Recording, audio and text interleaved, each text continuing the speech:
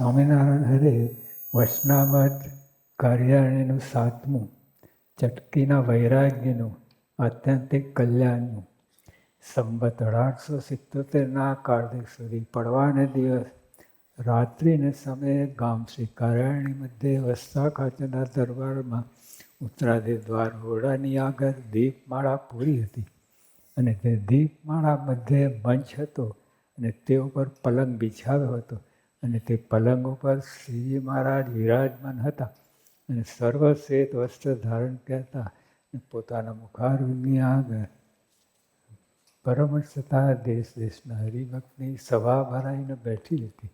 પછી ગામ બોચાસણવાળા કાશીદાસે શ્રીજીમાને પ્રશ્ન પૂછ્યો. એ કાશીદાસ પરમ ભક્ત હતા. એ નંબર પછી ગામ બોચાસણવાળા કાશીદાસે શ્રીજીમાને પ્રશ્ન પૂછ્યો. હે મહારાજ, ત્યાગી હોય તે તો નિવૃત્તિ માર્ગને અનુસર્યા છે, તે અખંડ ભગવાનના સ્વરૂપમાં વૃત્તિ રાખે છે, અને જે ગ્રહસ્થાશ્રમી છે તે તો પ્રવૃત્તિ માર્ગને અનુસર્યા છે, માટે તેને તો સંસારની અનંત વિટમણા વળગી છે, માટે તે ગ્રહસ્થાશ્રમી કેમ સમજે તો અખંડ ભગવાનના સ્વરૂપમાં વૃત્તિ રહે. એટલે મૂળ તો ભગવાનમાં વૃત્તિ રાખવાની વાત છે, પણ કાશીદાસે કહ્યું કે આ ત્યાગી માટે તો બધું શક્ય છે, કે એને બૈરા છોકરા કાંઈ નથી, એ ખાલી ભગવાનનું ભજન કરવાનું, તો એમને તો વૃત્તિ રહે. પણ ગ્રહસ્થાશ્રમ લાખો ગ્રહસ્થાશ્રમી છે, હવે એને તો અનંત વિટમણા હોય, કેટલા બૈરા છોકરા, સગાવાલા, બીજા ત્રીજા, બધાની એને ચિંતા હોય અને એમને વિશે વૃત્તિ રહે, તો ભગવાનનો વૃત્તિ ના રહે. એટલે કાશીદાસે આવો પ્રશ્ન પૂછ્યો. પછી શ્રીજી મહારાજ બોલ્યા, જે ગ્રહસ્થને એમ સમજવું છે, જેમ પૂર્વે 84 લાખ જાતના મારે મા બાપ તથા સ્ત્રી છોકરા થયા હતા, તેવા ને તેવા જ આ દેહના પણ છે. ને કેટલાક જન્મની મા બોન દીકરીઓ તે કેટલીક રઝળતી હશે, તેની જેમ મારે મમતા નથી, તેમાં દેહના સંબંધી તેની પણ મારે મમતા ન રાખી. મૂળ મુદ્દો મમતા. મમતા સગાવાલા બેસે રહે, એને લીધે જન્મ મરણ આપણે થયા કરે છે.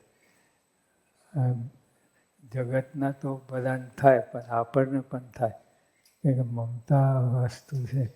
એટલે મમતા એ માયિક વસ્તુ છે, અને એ રહે એટલે આવું થાય. તો એ કાઢવાની છે.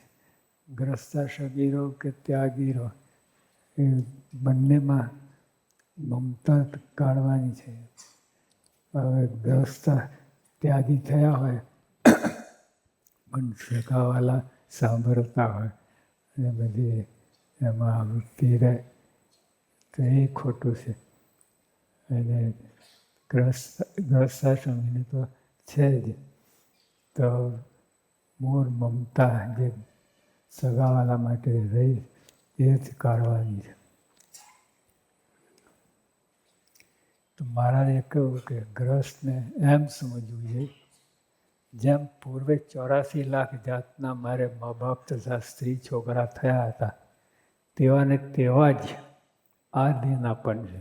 તેવા ગયા જન્મના તારી મા, બહેન, દીકરી બધી હોય હશે જ ને. તો જેમ આ જન્મે આપણે ધર્યા, કોઈ કાંઈ યાદ નથી, અને એ જ આપણા દુશ્મન થઈને આવ્યા હોય, અને આવી રીતે તો આપણને ખબર ના પડે. પણ ગયા જન્મમાં એ સાથે હેત હતું, અને આ સાથે હેત ના રાખવાનું. એટલે ગયા જન્મમાં જે સત્સંગી હતા, સત્સંગી ગમે ગ્રહસ્થાશ્રમ, કરોડો ગ્રહસ્થાશ્રમી છે, એ બધા જેમ જે તે જન્મમાં આપણને વૃત્તિ રહે તે એક પ્રીત રહે છે, બીજે જન્મમાં બધા વિસરાઈ જાય છે, આપણને કોઈ કાંઈ લેવા દેવા નહીં. તો શ્રીજી મહારાજે કહ્યું કે જેમ પૂર્વે આ તમારા સગાવાલા હતા એને વિશે કોઈ અત્યારે આપણે હેતપ્રીત છે નહીં, રહી નથી. તો એમ આ જન્મના જે સગાવાલા એ જ છે મારે કે બીજા નથી. ગયા જન્મમાં જે હતા સગાવાલા એ જ આ, એટલે આ નવા હોય જૂના હોય પણ એ જ છે. એટલે એમાં પ્રીતિ જેમ પૂર્વે આપણે નથી એમ આ જન્મમાં પ્રીતિ રાખવી નહીં. હવે તમે ગૃહસ્થના ભેગા રહે તો બહુ કઠણ છે. તો મહારાજ પાછી આગળ વાત કરે છે.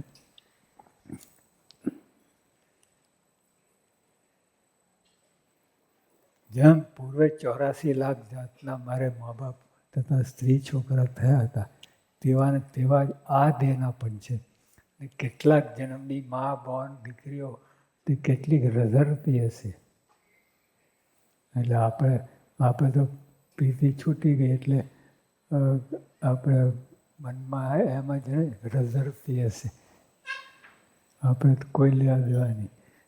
તે વખતે સગાવાલા હતા તે વખતે બરાબર હેત મમતા બધું, પણ અત્યારે તો આપણે લેવા દેવા નથી. ગયા જન્મના જે મા બાપ હોય બધા હોય એને મહારાજે કહ્યું કે મા બોન દીકરીઓ રઝળતી હશે. એટલે જેમ એના વિશે હેત પ્રીત રહે નહીં એમ આ જન્મના હેત પ્રીત રાખે નહીં. એ વાત મારે મમતા તેમ આ દેહના સંબંધી તેની પણ મારે મમતા ન રાખવી. આ એક જ્ઞાન માર્ગ છે. અને આપણે શ્રીજી મહારાજ મળ્યા, સર્વોપરી ભગવાન મળ્યા એટલે એમાં વૃત્તિ રાખવી. અને સગાવાલામાં ભલે સગાવાલા હોય કોઈ ના નથી, પણ આપણે એમને મમતા ના રાખી, હેતપ્રીત ના રાખી. અને હેતપ્રીત એટલા માટે જે સત્સંગી થાય, સત્સંગમાં જોડે, ભગવાનમાં જોડે, મહારાજમાં જોડે, ગુરુ આપણે ગુણાતીત ગુરુમાં જોડે, એટલી પ્રીતિ રાખવી કે આ બધા સત્સંગી થાય. અને બીજું બધું તો જેમ વ્યવહાર છે એમ કરતા રહીએ, પણ મમતા ના રાખી. આપણે ભેગા રહેવું પડે, બધું કરવું પડે. એટલે આમ તડફડ ના કરાય.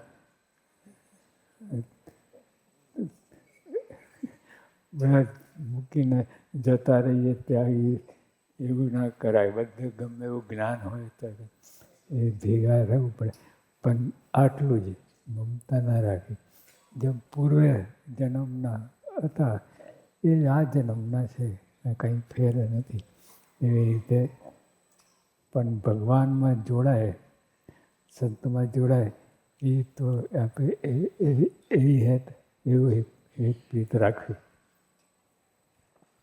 એવી રીતે વિચાર કરીને સર્વમાંથી પ્રીતિ તોડીને જો મુદ્દો આવ્યો, એવી રીતે વિચાર કરીને આ વિચારથી કરીને સર્વમાંથી પ્રીતિ તોડીને, બધામાંથી પ્રીતિ તોડી, સંસાર બધામાંથી પ્રીતિ, ખાલી સગાવાલાની બધે જ્યાં જ્યાં મન જતું હોય તે બધાથી પ્રીતિ તોડીને એક ભગવાનને વિશે દ્રઢ પ્રીતિ કરે ને સાધુનો સમાગમ રાખે તો ગ્રહસ્થને પણ ત્યાગીની પેઠે અખંડ ભગવાનનો વૃત્તિ રહે. બધું વિચારે કરીને છે. તમે દેહમાં સગાવાલા બધું રહે, બધું રાખો કરો, પણ વિચારે કરીને બધાથી પ્રીતિ તોડી નાખવાની. તો ગ્રહસ્થને પણ ત્યાગીની પેઠે અખંડ ભગવાન વૃત્તિ રહે. પછી એવી રીતે શ્રીજી મહારાજની વાત સાંભળીને જે ગ્રહસ્થ સર્વે સભામાં બેઠા હતા તેમણે હાથ જોડીને પૂછ્યું કે હે મહારાજ, જે ગ્રસ્તને એવી રીતે ન વર્તાય તેના શા હાલ થશે? હવે સ્વાભાવિક છે, કઠણ વાત છે. પ્રીતિ ભેગા રહીને પ્રીતિ તોડવી મુશ્કેલ વાત છે. કંઈ તો એના માટે કંઈ ભલામણ કરી કામકાજ તો બધું કરવું જ પડે. તો મહારાજ વાત કરે જે ગ્રહસ્થની રીતે ન વર્તાય તેના શા હાલ થશે? પછી શ્રીજી મહારાજ બોલ્યા છે એ તો જે ભગવાન વિના અન્ય પદાર્થમાંથી વાસના માત્ર ટાળીને ભગવાન અખંડ ભક્તિ રાખે તેની વાત કહી છે. એટલે એ ફર્સ્ટ ગ્રેડ એની વાત કહી છે. સેકન્ડ ગ્રેડમાં પછી શ્રીજી મહારાજ બોલ્યા છે એ તો જે ભગવાન વિના અન્ય પદાર્થમાંથી વાસના માત્ર ટાળીને ભગવાન અખંડ ભક્તિ રાખે તેની વાત કહી છે. અને જે એવો બળીઓ ના હોય ફર્સ્ટ ગ્રેડમાં આવે એવું ના હોય તેને તો અને જે એવો બળીઓ ના હોય તેને તો સત્સંગની ધર્મ મર્યાદામાં રહેવું. બસ આ કંઈ અને સંત અને ભગવાન તેનો જે પોતાને આશરો છે તેનું બળ રાખવું. જે ભગવાન તો અધમ ઉદાહરણ છે, પતિત પાવન છે, તે મને સાક્ષાત મળ્યા છે. પછી એવા શ્રીજી મહારાજના વચન સાંભળીને સર્વે હરિજન અતિશય રાજી થયા. આ માર્ગ ધર્મ મર્યાદામાં રહું. તો ધર્મની વાત તો મહારાજે બધે જ કરી છે. નિયમમાં રહેવું અને આશરો આ બે હોય તો બધું જો પાકા હરિભક્તના લક્ષ્યને નિયમ નિશ્ચયને પક્ષ નિયમ નિશ્ચય તો હોય પણ પક્ષની વાત તો કોક વખત આવે ક્યારે પણ નિયમ નિશ્ચય તો અખંડ તમે રહે જ. અને એટલે નિયમની વાત મહારાજે કરી છે અને એના માટે ખૂબ પ્રોત્સાહન આપ્યું છે, બળ આપ્યું છે. નિયમમાં રહેવાની નિયમ નિશ્ચય તો છે જ ભગવાનનો. પછી શ્રીજી મહારાજના વચન સામે હરિજન અતિશય રાજી થયા. પછી શ્રીજી મહારાજ સંતને પ્રશ્ન પૂછ્યો છે. હવે મહારાજ પૂછે છે, હવે કાશીદાસ હરિભક્તો પૂછ્યું, હવે મહારાજ સંતોને પૂછે છે વૈરાગ ઉદય થયાનું શું કારણ છે? વૈરાગ પછી જેને જેવો ભાષો તેવો ઉત્તર કર્યો પણ શ્રીજી મહારાજના પ્રશ્નનું સમાધાન થયું નહીં. પછી સર્વ મુનિ બોલ્યા છે હે મહારાજ એનો ઉત્તર તમે કરો.